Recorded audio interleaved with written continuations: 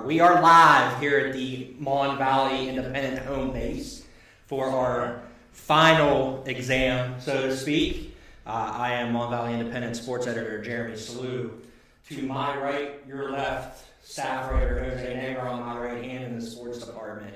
Welcome to our, like I said, our final exam before we go live in person at the Foster House on October 31st for our football coaching show.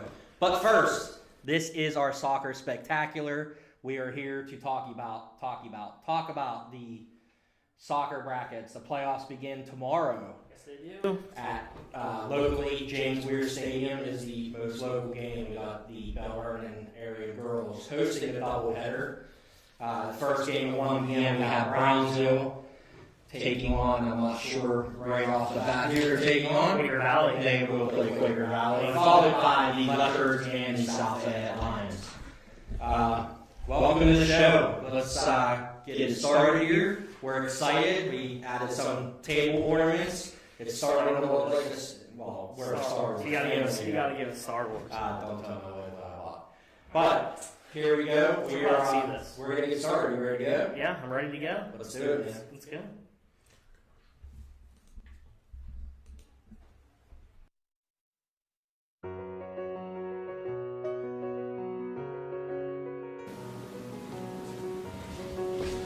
All right, it's all fixed up for you. Oh, well, thanks, Josh. You're welcome.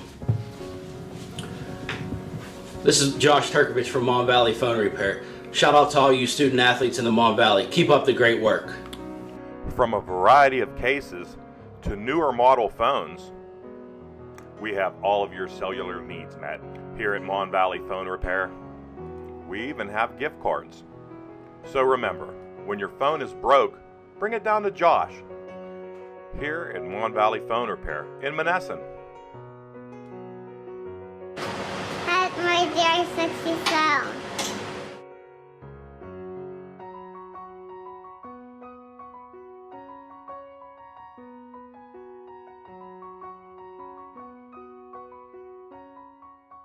If you're looking for an aggressive, experienced, results-based law firm, trust in Blaine Jones Law. My team of attorneys will create a solid strategy so that you have the best chance at a successful case. Trust in Blaine Jones Law and call today. All right, welcome back to the MVI Sports Live Soccer Spectacular. We brought in staff photographer Jennifer Caudalupi, the queen who tries to keep track of us animals every week. We pulled up our best soccer photos. We have some of our favorites. We have our staff photographers, Jennifer included, Mike Darnay, Ben Bamford, Boy Wonder, as I like to call him with the camera.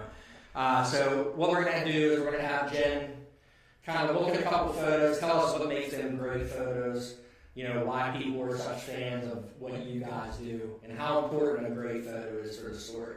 Yep. So why do you say we take a look at the first photo? Well, the first photo we have is of our wonderful Mike Darnay. Where's Mike from? He is from Portview. Okay. So he covers a lot of our McKee-Sport, Sarah, Bell Vernon, that area. He gave to us, and he's been a great addition to our team. But it's been a little over a year now. Yes. He's been shooting for us. With that, you can find him on the field. He sometimes dresses, how do we say? Like a clown. His shoes. He wears incredible shoes, or sunglasses. He has a thing for bright colors. Can't miss him when he's out. Can't miss him. So, with that being said, let's go to his first photo.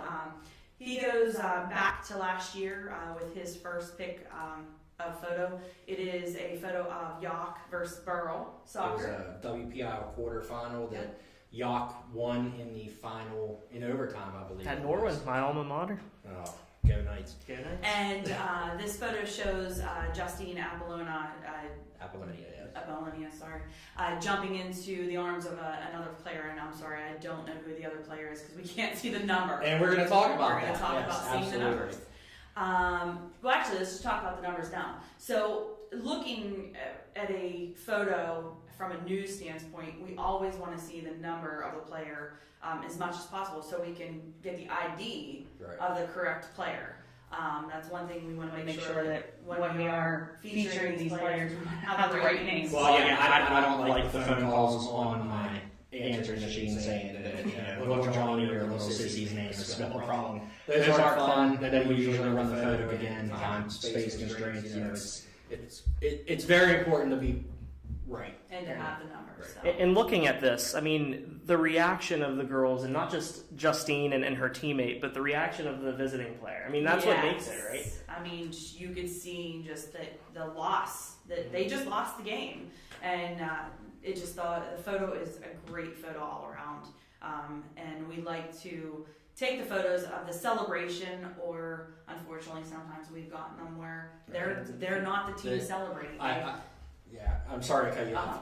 I love the sad face photos. Yeah. I mean, we've had a couple recently WPIAL championship softball games. The sad photos are great emotional photos, and catching the emotion of a moment is always something we try to do. Right. And that's what you guys do very, very well. So.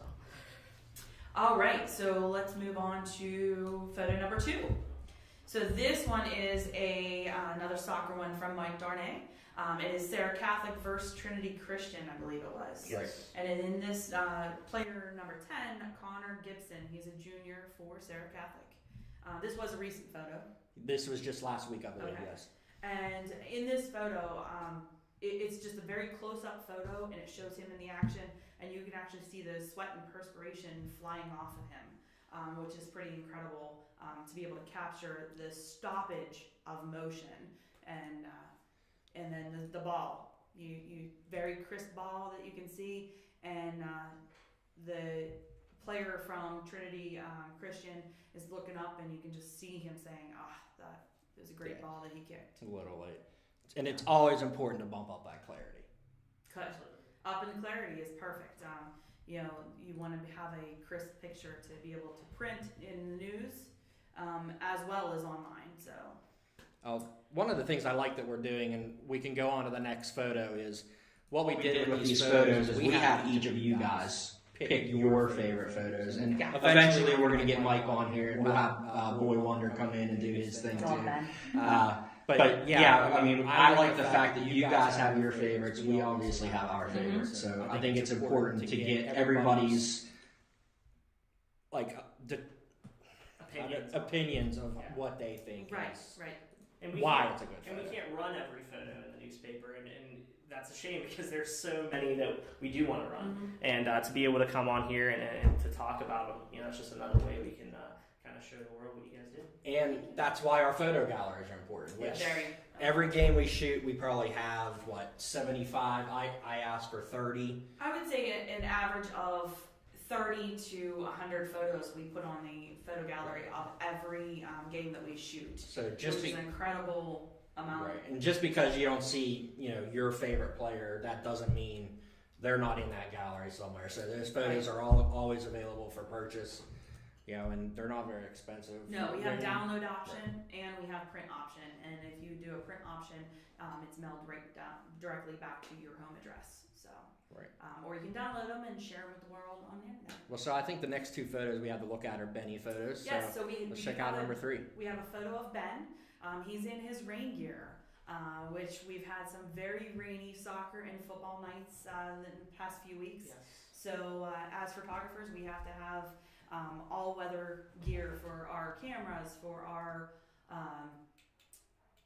person, So from head to toe, he was in rain gear. So there's a little picture of that our was favorite Ben. the WPIAL 2A Golf championships. Yeah, me and Ben went down to Cedarbrook last week and covered Elizabeth Forward Warriors golf team. Shout out to them. Runner-up finish in Olympiad. All right, so let's move forward to Ben's first selection of the week. So he has Bell Vernon soccer, and this photo shows senior Markello. Podiakis. I'm going to say it wrong. You wouldn't be the first. Our MVI B Graphics athlete of the week. That's right, he is. So this shows him chasing off after the ball alongside 2 of, I'm not sure who. Uniontown, I believe. Yeah, that's Uniontown.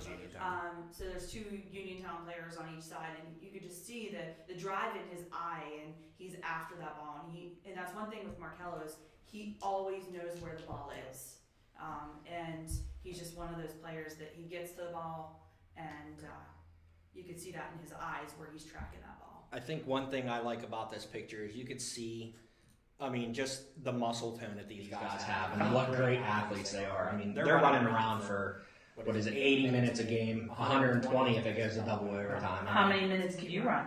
If that. I might be able to round the bases. You think you're funny. Okay.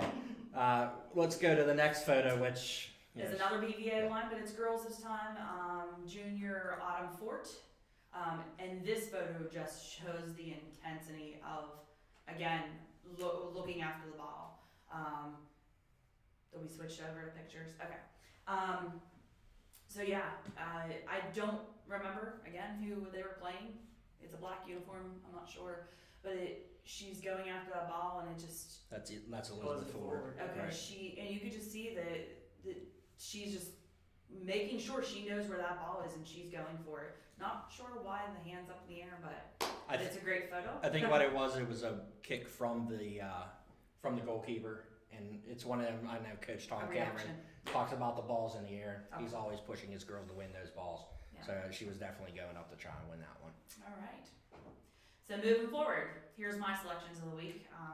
I couldn't pick just two. I had to go with three. Sorry. That's who I am. So our first one is of a Menneson. It was senior night the other night at Menneson, and it's Menneson girls at Sydney Caterino, and she's in the air. And if you ever watched Menneson girls soccer, Sydney Caterino is everywhere. She's very intense, and some of the reactions I get from Sydney are amazing. And she was just literally in the air after she kicked this ball. Unfortunately, she didn't make the goal, but it was a great attempt. So shout out to Sid for that one. That was an awesome photo. Anything else on that one? No, I just like it. She looks like a deer. If you ever seen a deer jumping over a fence, that's exactly what she looks like. She just looks like she's striding. Yeah. So, and going on with that, deer in the air, next one is Colin Matovich from Charleroi. This was this past week, and Colin is a incredible soccer player. Yes. And the moves that he has on the field is moves that I haven't seen in many soccer players at the high school level. Right. And this one, I've caught many of him in the air, and this one just stands out as one of the best ones I've gotten of Colin. He is leaping through the air. To me, he looked like Superman running on air. I mean, it's funny because he moves so fast. You don't even realize he was ever up that high. Yeah. I mean, he's just so fast, and it reminds me, I mean, not mocking him at all, but kind of like he's squirrely. I mean, he can change directions in the air, on the run, and I know it irritates the teams he plays, like without it. And in this specific shot, I believe he was going after the ball, but the goalie missed the ball, and he was actually jumping over the goalie so that he wouldn't kick or hit the goalie. So and that's not the only sensational photo that you've gotten of one of the Charleroi players. I know you had a couple, Leo like Evangelo with a couple bicycle kicks. Well, that's the next photo. Thanks for bringing that up. Yeah. And this photo is incredible. It's a little bit out of focus when you zoom it in, but again, it's a bicycle kick. And how many high schoolers do bicycle kicks? And this is actually the second one I've gotten this year of him. And it's an incredible one. You have to be ready at that moment to snap the picture and pray that it is in focus. And so I love this picture of him doing the bicycle kicks. Right. The first photo you have of him doing the bicycle kick, that one was great for the paper because you could see his face. This one you couldn't quite see it.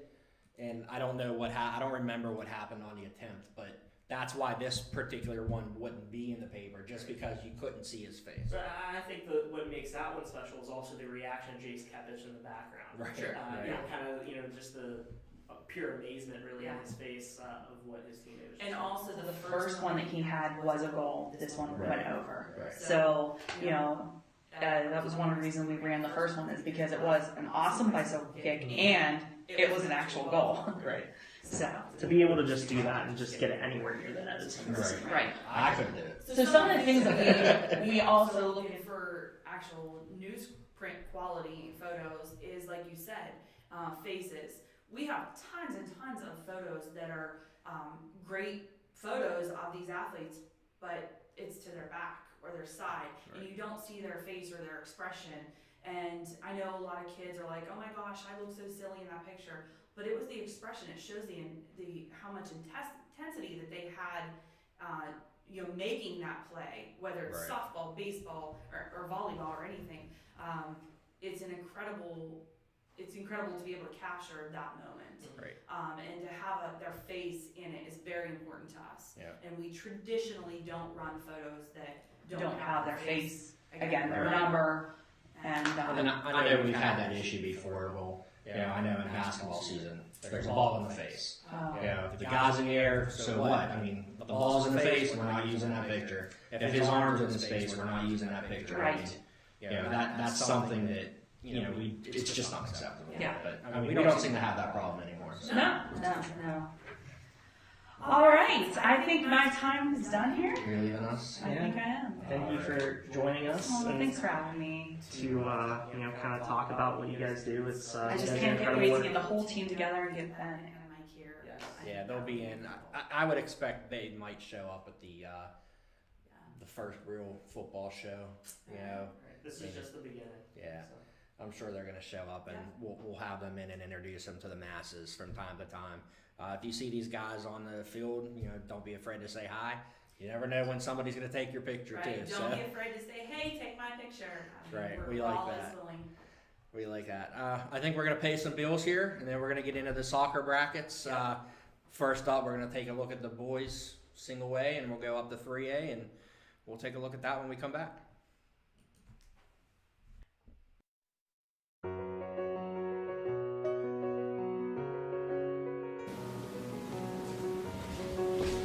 All right, it's all fixed up for you.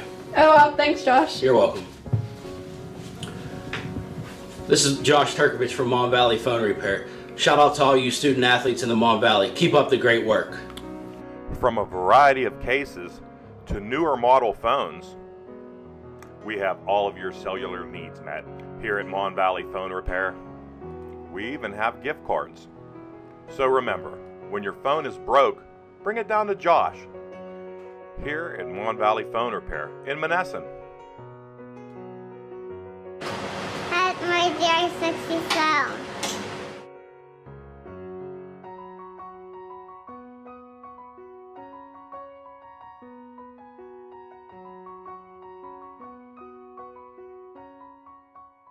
If you're looking for an aggressive, experienced, results-based law firm, trust in Blaine Jones Law. My team of attorneys will create a solid strategy so that you have the best chance at a successful case. Trust in Blaine Jones Law and call today. Okay, welcome back to the Soccer Spectacular Show. We're going to get into the boys Class A playoff bracket where we have local teams. Who do we got here in Class A? We got two teams. You got Monessen and Sarah Catholic. You want to talk a little bit about the matchups there? Monessen, we have them facing off with Power Sewickley Academy. One of the things, Monessen's put in a lot of goals on the board lately, but the key for Monessen in this game is really going to be Cam Frollo cannot do it all. Absolutely. I mean, he is going to have to defer to teammates, guys like Morgan Madison, Deshaun Howe, and in the end, it's going to come down to goalkeeping with Nate Lynch. Right, and over the last few games, they've gotten that. And Deshaun Howe, I think 3 goals in his last, or 4 goals actually in his last 2 or 3 games. And Monessen really, they ended the regular season on a high note, winning 4 of their last 6. Finished 4th in Section 4A. They had a signature win early in the year against Bishop Canevin on September 22nd, a nice 1-0 victory. So I think the biggest thing here is Monessen hasn't played anyone of Sewickley Academy's caliber. They've had non-section games against McKeesport, Wash High, and Jeanette, and they have a combined record of 3-41-2. Yeah. So those are obviously easy wins, but they really haven't played those high caliber teams, and they had a couple of non-section games. Greenberg, Salem, Charlotte, and Brownsville all got postponed. I think the biggest thing is they have to go by what they learned from the Seton LaSalle games. Yeah. I mean, I don't want to bring up the debate private public school, but the facts are the facts. Right. So these schools, there's no boundaries. Absolutely. They're going out there. Some of the best talent in the Western Pennsylvania region is there. So they're going to have their work cut out for them, especially defensively. You hate to say you kind of have to pack it in and keep the other team off the board, hope for a mistake.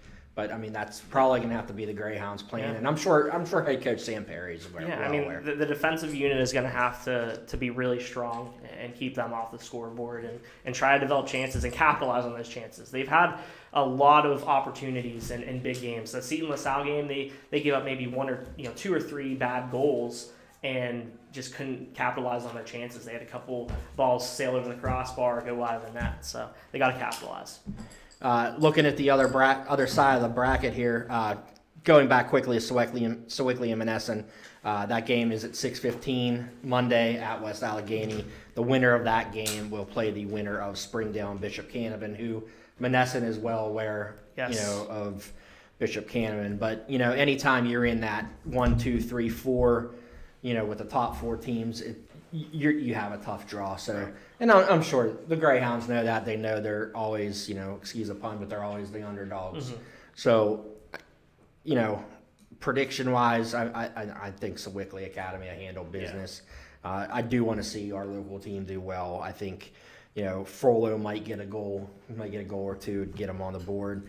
But, I mean, here's hoping the defense plays well. Yeah, I think that Sewickley Academy's offensive unit and their forwards are just going to be too much for the Greyhounds defense. Looking up next on the other side of the bracket, the 7-10 game, we have Sarah Catholic is the 10 seed, which they will play Brentwood, a team that Monessen's familiar with. Yes. That game is at 6 o'clock at Peters Township on Monday. What do you see from the Eagles here? Well, I mean, they finished 3rd in Section 2A, a pair of 4-game winning streaks that kind of vaulted them into the postseason. Really a tough section with teams like Winchester, Thurston, and Greensburg Central Catholic. 0-4 against those 2 teams. But they played them very closely. I mean, I don't think they lost any of those 4 games by more than 2 goals, 3 one-goal games. So I feel like that has to be a confidence booster for the Eagles going into the playoffs. I mean, they have talent, and they were in those games, obviously, maybe a goal here and there, or just a capitalizing on a mistake here or there, and you're in business, and you might have a tie game or even take a lead. So I think that has to give them some confidence going into this matchup. I think the biggest thing for them, and this is going to go for a lot of our teams here, is they had a couple guys score their first goals of the season in their last game. Yeah.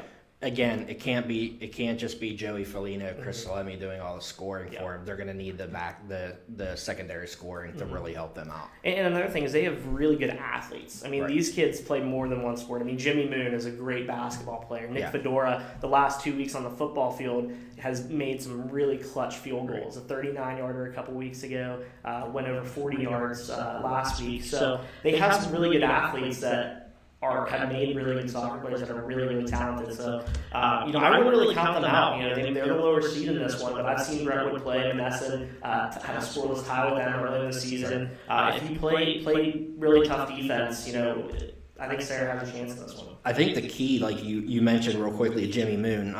He's 6'8". He plays that midfield. He distributes the ball well. Yeah. So I think the key for them will be him overseeing everything.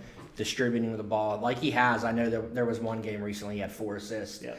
That's going to be big. And I'll tell you what, I'm going to go with the Eagles in an upset, maybe 3-1, 3-2. I think you're good on this one. I'd have to agree.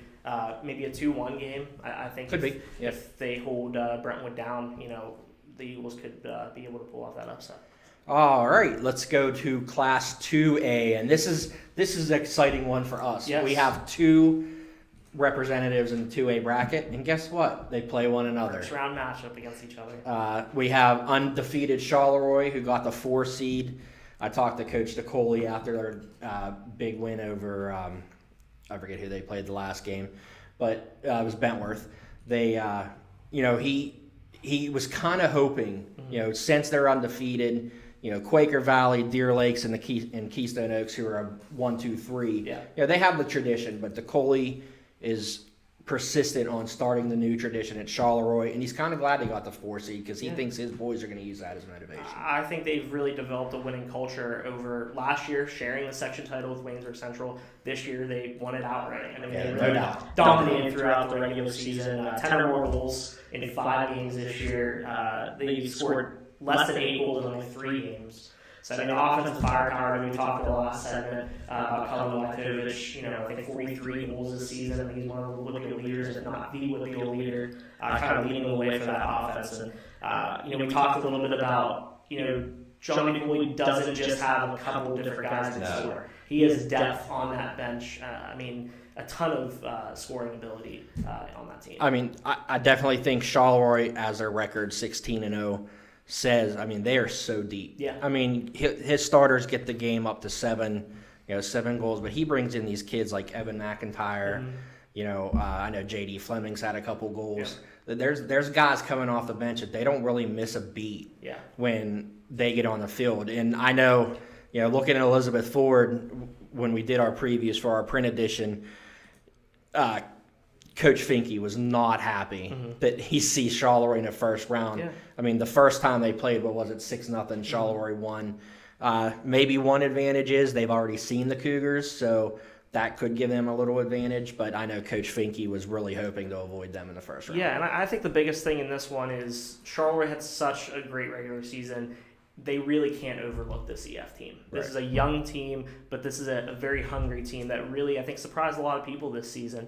And I think that, Coach DeCooley said teams play differently in the playoffs. Every team is 0-0 going into the postseason.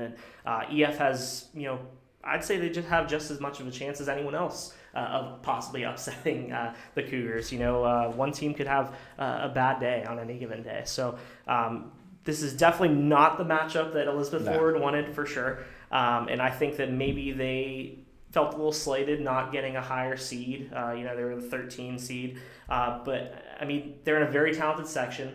Keystone Oaks, East Alec player team. They might be a year or two away. Yeah.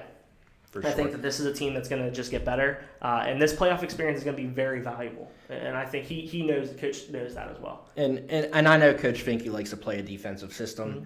Most importantly, they got a quality goaltender in Ben Durant. I think he had 21 saves. Mm-hmm. His last game, they were up there. Yeah.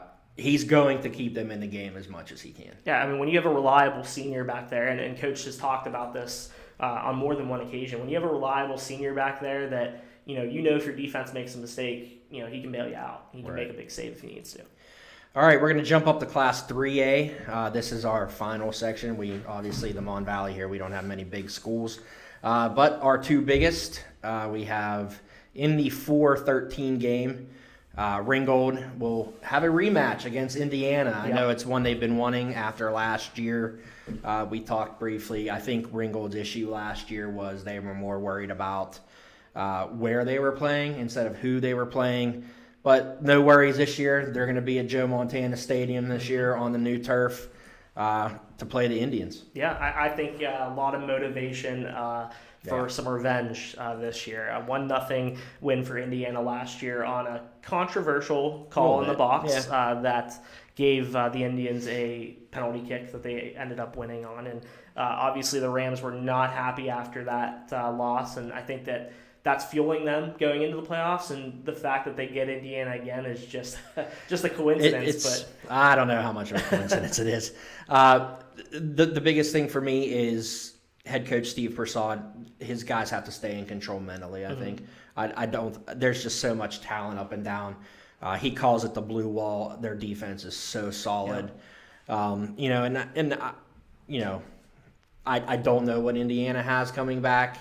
Like you said, it was a bit of a controversial call, but, I think the Rams just take care of business. They're going to be happy to be playing at home. Yeah. They're part of a doubleheader with Charleroi at 6, and then they play at 8. They're going to have a big home field advantage. Right. Even the Charleroi guys, the Charleroi crowd will be rooting for them, I'm sure. Right. I think Ringgold brings in a lot of momentum coming into this. won 6 straight section matches, outscoring teams 26-0 in those 6 games. So, 6 shutouts. Travis Yonite in goal has been really reliable for them, and ended the season with a big non-section win against Class 4A Peters Township. So that's a big one too. So this is a team that's getting hot at the right time, and you mentioned the defensive unit led by Jeff Souls. Coach Prasad has said that without his defense, that would be a completely different team. So I think this matchup, Ringgold will probably do what they did last year and shut their offensive unit down, but they got to make sure that they capitalize on opportunities, something that they really struggled with against Laurel Highlands in the game that they won the section title with. Got an overtime goal from Mason Fabian that ended up being the game winner, but really got to capitalize on those chances when you get them. Looking now at the 7-10 game, Bell Vernon area will host Kiski area at 8 o'clock on Monday at the Weir. I think Bell Vernon had some work to do to even get a higher seed, but they did that. They came through in the games that they needed to win at the end of the year against teams they should win. And it all starts with Markello. He heated up at the right time. He helped push his team into the playoffs, but I think, teams marking him with 2 or 3, they're going to have to get that secondary scoring from Aaron Brown or Daniel Sasak. Right. In today's Mon Valley Independent, we're scoring on Markello, like you said, Mon Valley Independent B Graphics Athlete of the Week. 12 goals in his last 4 games, in which the Leopards were able to win this Final Four and help boost them, maybe get them a higher seed than Laurel Highlands, which is something that we were kind of surprised at. But obviously a big stretch for him. He's really kicking it up a notch at the right time.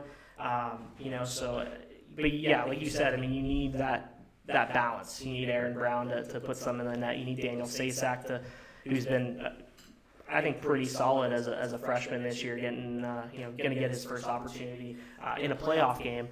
So you need that balance on the scoring, and I think that the Leopards might get that. And it comes down to goaltending. I know T.J. Watson, shared some time with Tyler Masello late in the year, but it seems like Watson has regrasped what he needs to do, and Hunter Martin leading that back line, which is pretty young, but anytime you have a 6'3", 6'4" kid back there with length, great speed, and great soccer know-how, that should really help. Obviously, the communication has improved.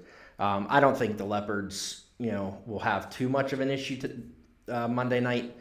I'll say Bell Vernon wins 3-0. Yeah, I think it's going to be a close game. I think maybe a 1-goal game. Kiski's kind of, similar records. Kiski at 11-6-1, Bell Vernon at 12-5-1. Kiski also won 4 straight times in the regular season and won 7 of the last 9. So both teams are heating up at the right moment. So I think it's going to be a pretty solid showdown. Well, that's our look at the boys soccer brackets. When we come back, we will delve into the girls brackets. 6 more teams to go, and we'll wrap this thing up. But I'm looking forward to the soccer playoffs. I know you are. We'll take a look at our local girls team as soon as we get back.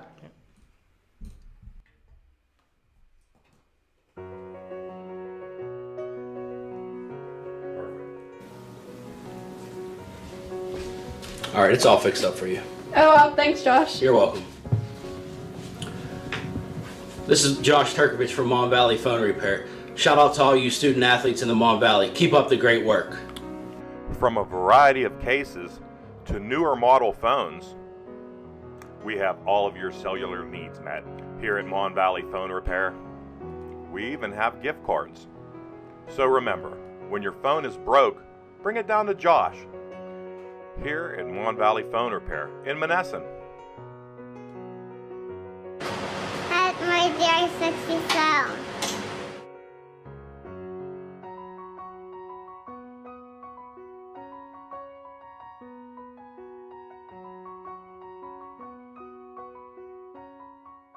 If you're looking for an aggressive, experienced, results-based law firm, trust in Blaine Jones Law.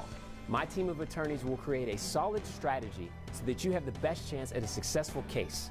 Trust in Blaine Jones Law and call today. We are back here on MVI Sports Live We're back here on MVI Sports Live. Now going to talk about the girls' brackets. Yes. Jeremy, I know that a couple days ago you kind of highlighted this and previewed the girls' brackets. Six local teams, just like the boys' side. Right. Starting in Class A, Sarah Catholic, the 13 seed, finished 8-6 overall, and they have Seton LaSalle, the number 4 seed. What do you think about this matchup? I'll tell you what, Sarah Catholic to me is in a situation where they play in the best section in Class A. Yep. Shady Side Academy, Greensburg Central Catholic have won I think I said it in our last test, each of the last 7 single A titles, one of those 2 teams has won. Right. So that section kind of beat up on one another, and Sarah Catholic got beat up on a little bit. But, they finished 4th. I know they're still a young team. Ashley Dorn, she's done a very good job. Right. But they finished 8-6. Seton LaSalle's 9-4-2. I think on paper they're pretty evenly matched. I know the Eagles are a little young. Our breakout player of the year last year was Jamie Dermana. She's a sophomore. Yeah. Maddie Carr, she's still an underclassman, I believe. I think they're going to have a tough time with Seton LaSalle. I would say that Seton LaSalle probably has the advantage of this one. They're playing at Mount Lebanon at 3 o'clock on Saturday. It's going to be tough for the Eagles in this one. Right. But, their defense has to be good, get the ball out of the zone, get it into the midfield quick, and let those girls up front do what they have to do. And Seton LaSalle was the cream of the crop really in Section 4A, winning that section, and 5 straight to end the year they won. So definitely going to be a tough matchup, but they need that scoring from Jamie Dermata. They need that scoring from Maddie Carr, and maybe some balance elsewhere as well. Right. The second, we talk about it with every game. The secondary scoring, teams see film on each other. Right. They know who they need to mark. That's what's going to happen here. The secondary scoring and the goaltending is going to be huge. Right. I know Class A is our deepest. Half of our girls' teams are in Class A. Yeah.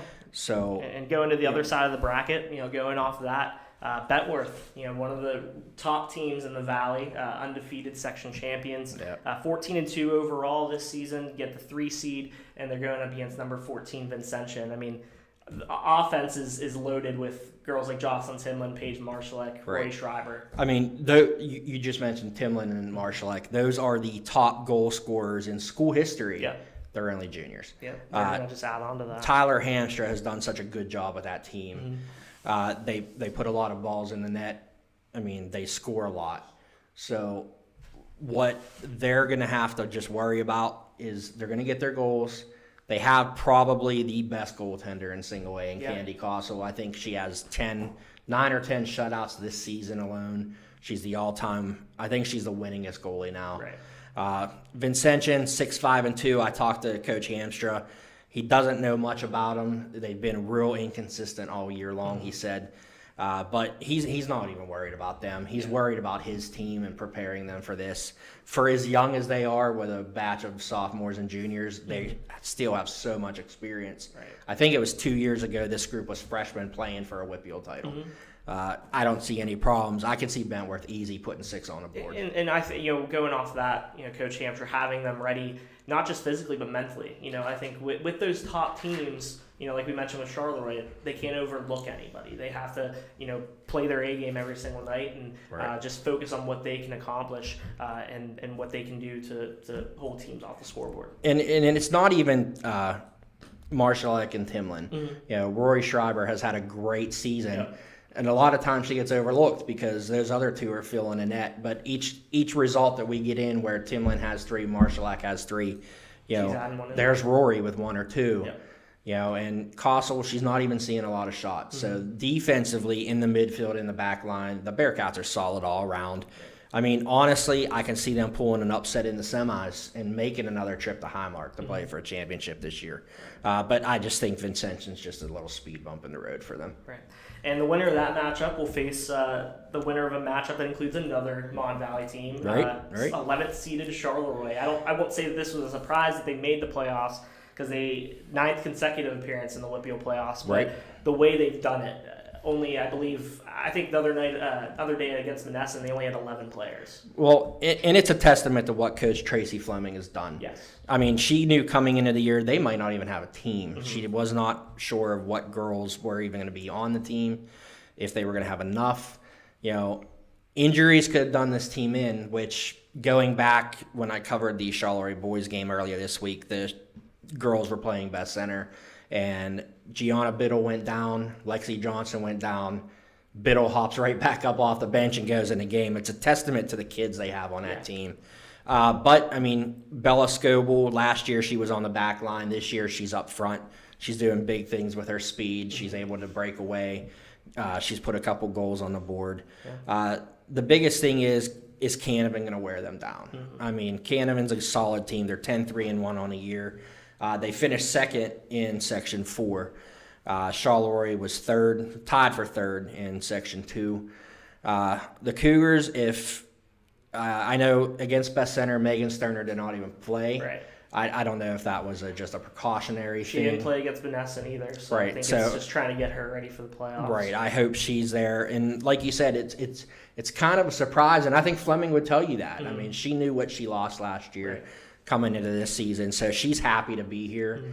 Mm-hmm. Unfortunately for the Cougars, it might be a short stay, but, I mean, something to build on for sure. And Fleming is definitely in our Coach of the Year conversation for the job she's done with those girls. Her and her assistant Tracy Day, they've done such a great job. I mean, those girls, they practice, they're playing hurt. She said there's a couple girls that probably shouldn't even be playing, but they're doing their thing. Yeah, and coming into the season, she had a lot of girls who never played soccer before. Right. Her goalkeeper Lexi Perry came into the season never playing goal, and she's been very solid this year. Tough shoes to fill with Shayla Watkins leaves, and obviously they lost some other weapons as well. Caitlin Riley on the offensive side, and but I mean they've really been a solid team. Madison Musser has really stepped up. She had a hat trick the other night. Yeah. So and the thing is, like you mentioned, Shayla Watkins, she's at Washington and Jefferson winning games as a freshman, so that was a big loss. But Lexi Perry, Jen was with me when we arrived last week, and Lexi Perry made 2 really good saves to save that game against Best Center. Right. So I think she's seasoned enough, where she's going to steal a couple goals away from Bishop Canavan in this one. All right, let's go to the 2A bracket. We have one team in the 2A bracket. Yock, who was a top seed last year, made it all the way to the semis, come in as the 10th seed against number 7 Burrell. Not maybe where people expected them to be in terms of going into the playoffs, but they finished very, very strong. Another rematch that Burrell wanted this one really bad because we saw the photo. Right. Justine Apollonia, broke their hearts last year. So I know the Bucks have been wanting this one. I mean, and the Bucks are much improved. This season they, they're right back in the mix. They were near the top of their section again. But Yock, I'll tell you what, Dan Apollonia likes to play that offensive or defensive style, but lately their offense, 24-0, they've outscored teams in their last 4 games. Yep. And the key all season for him was the secondary scoring, as we've talked about.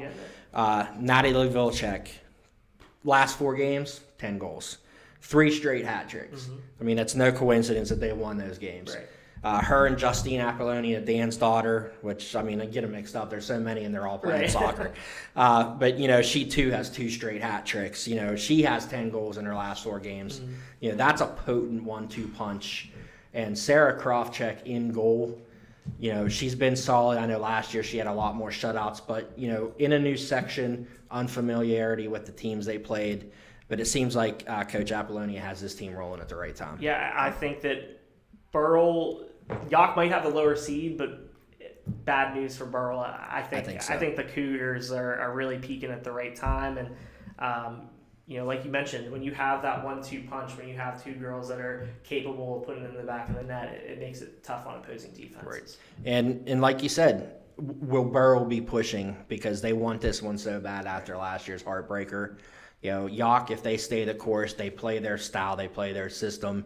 Vilcek and Apollonia, if they each drop in a goal, Yock's going to lock you down. Mm-hmm. I mean, a team hasn't scored. I think they've given up 1 goal in their last 6 games. Right. So, I mean, they're really tough. And I actually would have liked to seen Yock play a team like, we're going to talk about Bell Vernon or something. I think those would be great games because Yock has turned into one of the perennial programs like Bentworth has the last couple games. Absolutely. What's any prediction on this one? How do you think it's going to fare? I'm going to go Yock 4-3. 4-3. I think there's going to be a high-scoring game in this one. Yeah. Apollonia and Vilcek going to account for all 4? I mean, do you think this is a 4th straight game with a hat trick for Vilcek possibly?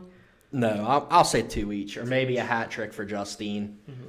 Well, I think that's good too, to balance it out in a game. Right. When you have that many weapons, you can't really just key on Justine anymore, and I think that's big for the Cougars. Right. Going into the 3A bracket, we got 2 more teams. Our final 2 that we have on one side, we have Brandon Gerba's Elizabeth Forward Warriors, number 12 seed. They're 8-8 on the year, facing number 5 Hampton, who's 14-4. What do you got in the Warriors? Well, this is a rematch of a game earlier in the season. I know Hampton won the first meeting. I believe it was 4-0. But EF, much like Yock, late in the season, they needed to make a push to get into the playoffs. They finished tied for Section 2. Obviously, Bell Vernon kind of ran away with it, but finishing unbeaten. But EF is one of them teams. They're a lot like their boys team. They like to play defensive soccer. Right. But Natalie Beinlich has started to score. Bree Scallican has started to score. They're getting great goaltending from Kokenauer. Mm-hmm. So, what they need to do is stay there, play their game. Don't let Hampton dictate the flow of the game. All season long, their defense hasn't been an issue. I mean, they've been able to hold teams. It's just a matter of getting that scoring and being healthy as well. I mean, they've had a lot of injuries, but I know Coach Gerba, who's done a fantastic job with this group, said everyone's healthy and they're ready for the playoffs. Well, that's good. And he gave very good, I have it in front of me, talking about Hampton. He knows what Hampton's going to bring to the game. I mean, he's confident in his team. He knows they're very well coached. But like he said, it's going to go to the potential. Elizabeth Ford is a very young team. Right. They're going to be, they're probably another year or 2 away after all the losses they suffered last year, losing their top 2 scorers. Anytime you take so many goals off a team, you're going to struggle to find those goals again this year. But he knows what Hampton's going to bring. They're prepared for it. It's just a matter of making the in-game adjustments to see what happens there. Right. What do you think? And you think the Warriors can pull off the upset, or do you think it might be one and done? I unfortunately I do think it's going to be one and done, but it's not going to be 4-0. I expect the Warriors to put a goal on the board. I'm going to say Hampton 2-1. Gotcha. I think they're going to get that defensive style into the game. I think just making it into the playoffs. Obviously, they won the section title last year, but when you lose 2 weapons like Natalie Chornak and Cassidy Kern, that's tough to replace, especially when you have so many young girls that you're relying on to replace them. So I think there was a lot of uncertainty coming into the season for Elizabeth Ford, but this is a step in the right direction to give these younger girls the experience that they can use, going the rest of their high school careers. Right. On to the next side of the bracket, Bell Vernon area, the section champs, undefeated section champs. 13-3 overall. They get the number 3 seed facing number 14 South Fayette. What do you think about this matchup? Obviously, Bell Vernon's been able to run through their section this season with so many offensive weapons and talented young defense, talented goalkeeper as well. The biggest thing for me is I'm happy for them because they got a home game. Mm-hmm. Coach Cameron talked earlier about assistant coach Corey Stark, one of, if not the best player to come out of that program. Right. I think they had an undefeated season and I think she played 1 home game. Mm-hmm. So for these girls who are still very young and will probably be younger next year to get the opportunity to play in a home game, I couldn't be happier for them. You're going to be at that game covering it. I think Bell Vernon, their issue has been a bad start the last couple games. I wrote about it in that press box crew. I got an autograph photo the other day. Right. They started playing Renegade at halftime. It's a Pittsburgh thing, Right. and it worked. They come out and they score within the first 10 minutes, and once they score that first goal, it's going to be a long day for the opponents. Izzy Larita's filling the net. I could see her breaking all of the goal scoring records at Bell Vernon event down the line. I mean, she's only a sophomore, but that front line of her, Jillian Butchkai, and Morgan Einenshofer, they're a handful. Yeah. I mean, they're young, but they're a handful. But I think a lot of the biggest thing with Bell Vernon is their back line is unheralded, and they've done such a fantastic job. The last couple games, they struggled a little bit. I think the change in the weather had a little bit to do with that. But then you got a 6'2" goalkeeper back there in Grace Henderson, the other MVI B Graphics Athlete of the Week. Right. I mean, anytime you have a girl 6'2" with good lateral speed, she's going to save a couple balls for you. I mean, she had 17 saves against Laurel Highlands the other night. She was fantastic. That back line is actually being led by a freshman, Adeline Guess, and we know the Guess family very well. I don't think they're going to have a problem. They just got to get an early goal and control the tempo of the game, and I think they'll be okay. I like Bell Vernon here, maybe 4-0, 4-1. Right, and they played in a really competitive section as well. Do you think that the couple non-section games, they lost 3 non-section games that they played, Waynesburg Central, Cannon, McMillan, and North Catholic. Do you think that's going to impact them, have an impact on them? I think that gave them a good look at perennial programs, which Bell Vernon is. They're a perennial program. But with being so young, it's almost like hitting the reset button and let's bring it back up. They lost 7-0 to Cannon McMillan. That's a little skewed. Coach Cameron's not dumb. He's been around a long time. He's a great veteran coach. His starters didn't play much. They didn't play I think they were down 2-0 at halftime very much in the game. But he don't want an injury. You don't want an injury this time of the year. So, I think Bell Vernon, I don't want to say they got it in the bag. Obviously, soccer is one of them sports, but I think they're going to be okay. I think once they get over the first couple minutes, get the jitters out. What helped them last year is, those young girls up front especially, they got playoff experience. Coach Cameron remarked about how Izzy and Jillian are now showing, Morgan and preparing Morgan what it's going to be like for this because they went through it last year. Right. I mean, this is a team that's a lot of young girls are only to get better. I mean, undefeated in section play, but to be able to do what they've been able to do at this point in time is pretty impressive. They're going to be a special team for sure. So that's it for our brackets. I think we're going to take a break here, but we will be back here on MVI Sports Live.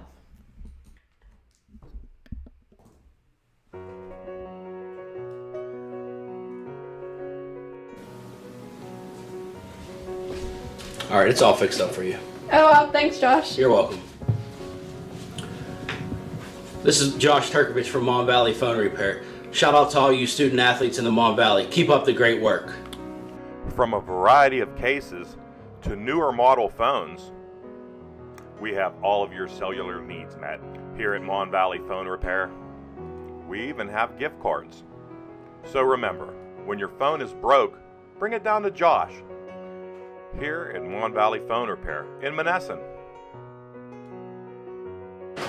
At my dear 67.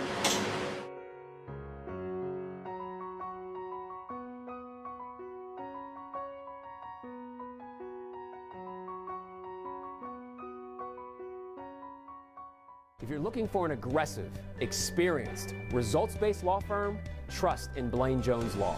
My team of attorneys will create a solid strategy so that you have the best chance at a successful case. Trust in Blaine Jones Law and call today. Okay, we're back for a quick final segment here at MVI Sports Studios. We're going to have a couple questions. If you don't know, if you're watching us on our stream on YouTube, there is a live chat. So anybody can send us questions. The last 5 minutes of the shows are going to be, it's going to be a free-for-all. Right. You want to talk movies, you want to talk national sports, you want to talk football, baseball, golf, volleyball, I don't know, whatever we want to talk about. It's all fair game right now. You don't like my sweatshirt? We'll talk about it. That's fine. We're all good. And send us questions on Twitter at MVI_sports or even at our personal accounts at JSalute10 yes. And at JNegron_13. I think we do have one question here. So we have one question that is, what's your thoughts on Albert Galton leading the WPIAL? Yes, for those that didn't hear Jen, she's monitoring the the text line over here. Albert Gallatin announced yesterday that they are going to leave the WPIAL for football. It's a Class 5A school. I know a lot of teams around here are familiar with them. Right. They played in Bell Vernon section. I feel bad for Albert Gallatin, man. Yeah. They were not a very good team in 4A, but they were starting to win. Mm-hmm. They had a couple wins in 4A. They bumped them up to 5A with McKeesport, No chance, Franklin really. Regional. I kind of see why. Mm-hmm. I mean, it's a shame that WPIL doesn't have an option where maybe you could drop down. Right. But it's one of the biggest school districts land-wise in the WPIL. It doesn't seem like they're getting the athletes to come out and play. No, I mean, we kind of looked at it. Every game this season has been pretty lopsided. I think they've allowed maybe 40 points or so in every game. Haven't really scored as much. What was kind of the statistic over the last few years? I think only like 9 wins. Not even that. That might be 5 years, 9 wins. Yeah, I mean, it's a tough situation to be in, a tough situation you feel bad for the athletes. I mean, for these kids who, are going out, and I mean, it's tough. It's a tough thing to see, and hopefully they can find a solution somehow. I like that. I don't really know. I haven't unleashed any solutions. I got a few solutions for some people, but we can't air them. So that's all right, so that question was from Big Dan. Big Dan, Little Dan. We like Little Dan. The next question I have is, do you think the 2017 Coach of the Year was good looking and nicely dressed? Who was the 2017? Oh, I know who that question's from. Little John and Little Dan. He's always well dressed. I mean, next time I interview him, if those that don't know, our 2017 Fab 15 Coach of the Year was John DeColey of the Charleroi Cougars. I will bring a stool so we can talk eye to eye the next time we do an interview. But I love John. He's a great dude. He is very well dressed. I'm sure he's probably wearing scrubs right now because I know where you work, John.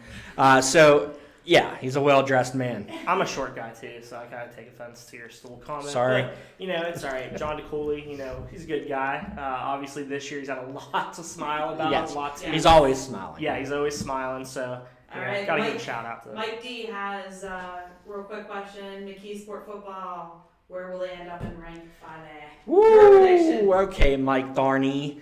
My prediction, they're gonna beat Franklin Regional tonight, but Franklin Regional lost to Gateway by 60 points. Yeah. I don't know. It's hard to say where they'll end up in the brackets. Maybe 5, the 5 seed maybe.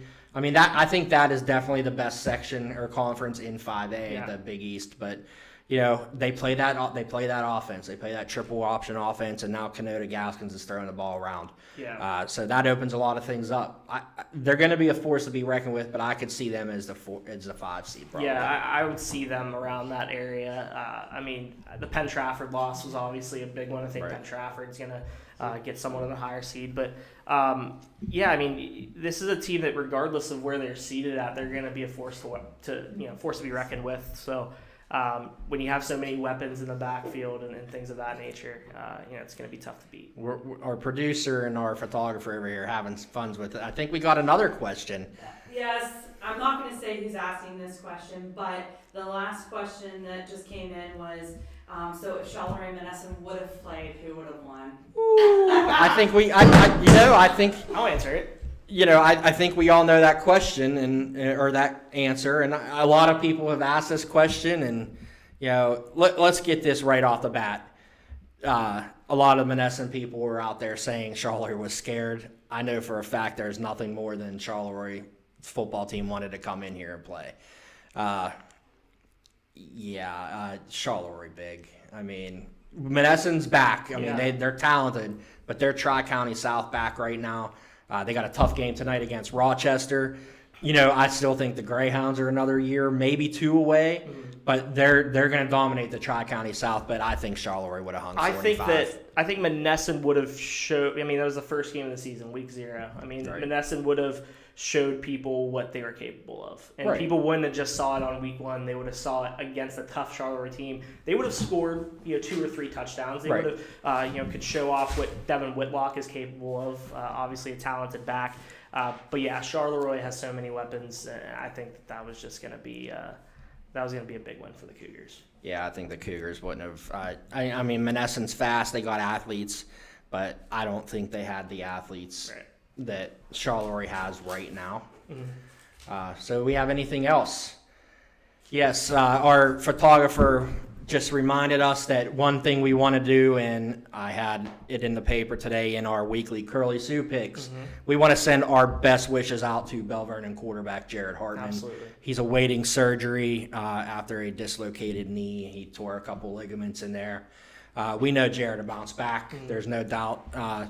We saw a picture of him at practice yesterday enjoying some cupcakes sitting on the goalpost. So, you know, our heart goes out to him, but we think the Leopards are going to be just fine. They're going to miss his leadership on the field, and we know he's going to be there. Yeah, so. I mean, I think he's going to impact in some way or another. I mean, he's providing motivation for these guys. They want to win it for Jared, and we know the Hartman family. They're a great family, a very athletic, athletic kids in that family. And we kind of talked about last year when JJ had an injury. Right. Jared wore his number 4 to support his brother, and we know that Jared's going to get support from JJ and the rest of the Hartman family. So best wishes to Jared as he recovers from that. Well, and Jared did that for JJ last year, and now JJ is going to support him in other ways, and he's going to help him get through the rehab.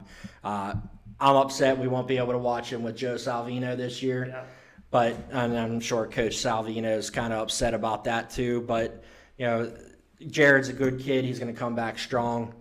I think he'll be just fine. He's going to come back stronger than ever. Absolutely. No more questions on the chat line here. I think that's it. We're going to wrap it up. Shout-outs. We're going to give a shout-out to Chad Corrado for putting this together. Yeah, we are. You're giving him some credit. We're going to talk about Jen for helping us out with the text line. This is now your new job. Yes. But we are going to catch everybody at our first real show, October 31st. We are going to break down the football brackets live at the Foster House 2. It's a 2 now. It's 2. Hope to get a king sandwich coming my way. Obviously, I probably don't need it, but we're going to do that. We're hoping our local coaches with playoff teams are going to come and join us. I think it's going to be a good time. Yeah, absolutely. And this has become a venture that we've really wanted to do for a very long time. This is our second time doing this, so we hope to build this moving forward. And got to give a shout out to the rest of our team: Ben Bamford, Mike Darnay. If you see them on the sidelines, give them a shout. I'm sure they'll take your picture. Absolutely. And if you Also your writers and your other stringers. Right. Of course, we got to give a shout to Zach Ziegler, one of our other freelance writers. David Palm. Thank you guys, Ashley Chase. Ashley, we need some more Ashley Chase in our life. We do. I hope she sees this. Bob Smith on the sidelines with the photos. Dean Delamalva Jr. We got him back in the mix this year. I'm very proud of the product we've been able to put out all year. It's going to continue straight through fall into winter and spring. I'm looking forward to it. I'm looking forward to having guests here. We have a quick schedule of our rundown, which I lost it because I'm so unorganized. But just looking ahead, October 31st we have the playoff football preview at the Foster House. Then the following week, our Fab 15 Soccer All-Stars. We started discussing that tonight. Yes, we did. We are going to introduce those live from B Graphics in Bell Vernon. Then November 14th, 21st, we're looking to post videos every week. I think it's 7 p.m. was mandated every Wednesday, unless it's a live show. We have Lou Rude of Trib High School Sports Network. Bell Vernon folk know him. He will be hosting for us these live events. I'm looking forward to it. It's going to be fun, like you said. We wanted to do this for a long time. I think our athletes here most deserve it. Get them out there. Let them, talk to the media more. And get them some exposure that they deserve. Yeah, I mean, we do this because we want to be able to, publicize these kids and be able to put them in the paper because they worked really hard for recognition, and we're happy to give it to them. And we want to thank all of our viewers here today on MVI Sports Live. We want to thank all of our readers.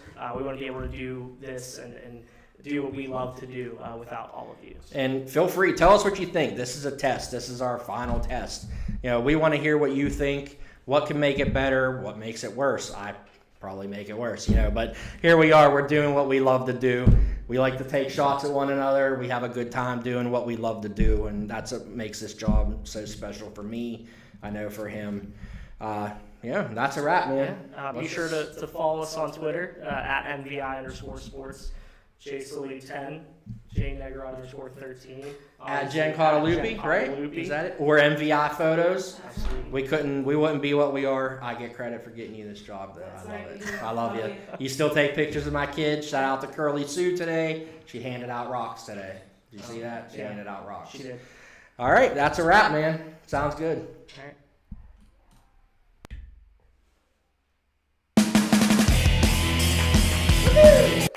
Yeah, you're hired. You're monitoring it.